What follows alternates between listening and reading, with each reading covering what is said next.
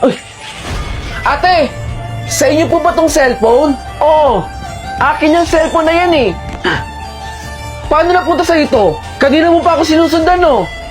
Magnanakaw ka. Hoy, ipapahuli kita sa barangay, ha? Magnanakaw ka?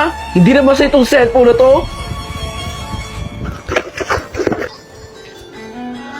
Kuya! Sandali po! Sa inyo po ba tong wallet? Mukhang nalaglag po ninyo. Oo! Kanina ko pa hinahanap yung wallet ko. Nasa iyo lang pala. Ito po.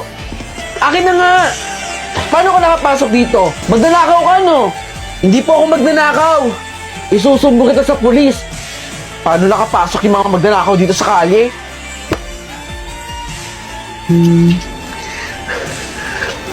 Ate! Sandali lang po. Sa inyo po ba tong kwintas? Mukhang mamahalin po ah. Baka nahulog po ninyo. Ito po. Miss, pasensya na po. Pero hindi po sa akin yung kwintas na yan. Kapag may naghanap po, pakisorry na lang po. Baka siya po yung tunay na may-ari. Maraming salamat po, pero hindi po talaga sa akin yung kwintas na yan. Sige po, ibabalik ko po ito sa tunay na may-ari. Dito na po ako. Salamat din po.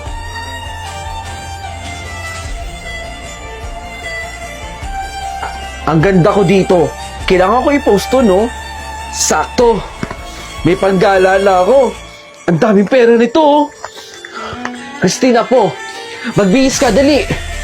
Aalis tayo. No? Ililibre kita. Bakit po? Lo! Bakit siya lang po? Tatlo kaming apo ninyo, oh. Oo nga po, Lo. Bakit siya lang po isasama ninyo? Dapat kasama po kami. Hindi nyo ba talaga alam? Sa inyo ba yung mga gamit na hawak ninyo, apo? Hindi ba't hindi yan sa inyo? Sapagkat sinubukan ko kayo kung paano kayo magiging matapat sa kapwa ninyo. Kaya Christine, sumama ka sa akin. Sige po sir, gagawin ko po. Ikaw nang bahala sa mga apo ko ha. Dito natin sila masusubukan. Maraming salamat sa tulong mo. Ops, ops, ops. Ma, saan galing? Anong oras na? Bakit ka ginabi? Anong ginawa mo? Di ka magsasalita? Galing kasi ako dun sa klase ko, may ilang po kami project. Aba, sumasagot ka pa. Eh sabi mo po sumagot ako. Huwag mo akong pinipiloso po ha. Pag kayo may nangyari sa inyo, grabe naman mo sobrang higpit ninyo. Para naman po sa pag-aaral ko yung ginagawa ko eh. Hindi kita sa pinaghihigpitan. Anak kita eh. Ginabi lang naman po ako ngayon. Sana naman sundin nyo. Mabuti na lang umalis ako dito. Saka pupunta. Nakakaindi dito sa bahay na to. Puro na lang sermon ng magulang. Aba, nilayasan na lang ako ha.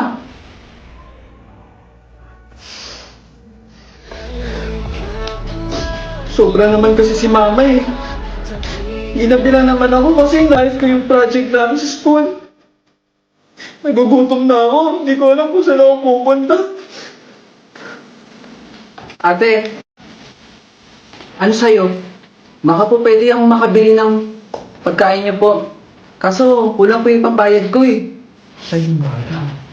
O sige, kahit mo lang bayaran. Talaga po? Oo, wag na. Ito ah. Oh. Ba't alam niyo po yung paborito ko? Nanay ko lang po ang gumagawa sa akin ito.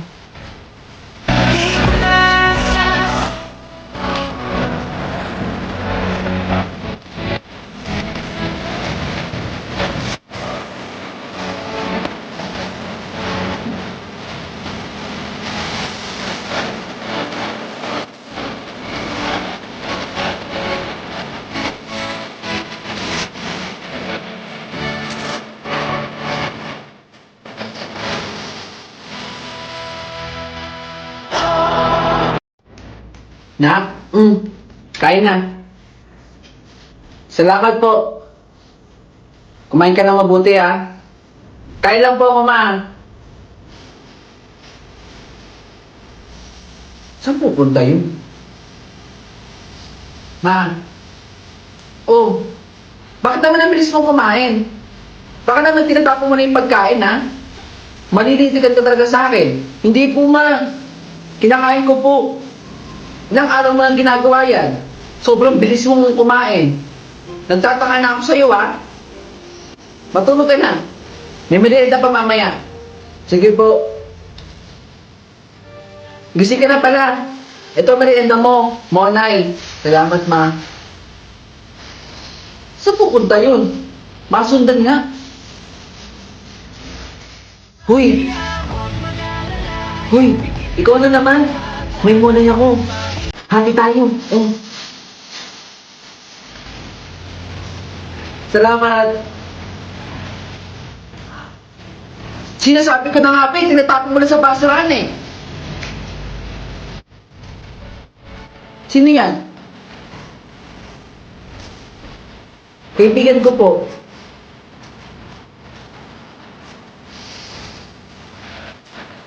Nasaan ang magulang mo?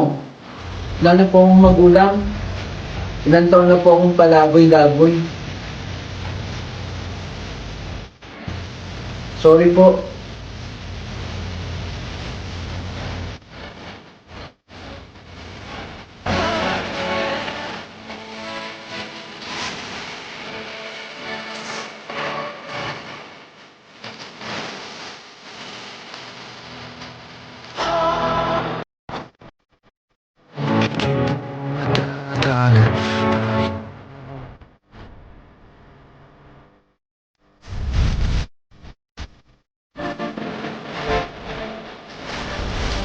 Talaga ba?